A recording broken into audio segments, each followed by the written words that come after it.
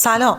شاید تصور کنیم آینده سالها با ما فاصله داره، اما واقعیت اینه که آینده خیلی زودتر از اون چیزی که فکر می‌کنیم از راه رسیده. اینجا در قلب یکی از شهرهای پیشرو در نوآوری، در فینیکس آریزونا، ماشینی مقابلم توقف میکنه، بدون راننده، بدون پدال، اما مجهز به سیستمی کاملا هوشمند و دقیق و آماده است برای یک سفر واقعی. این یک ربات تاکسیه و من امروز قراره سوارش بشم.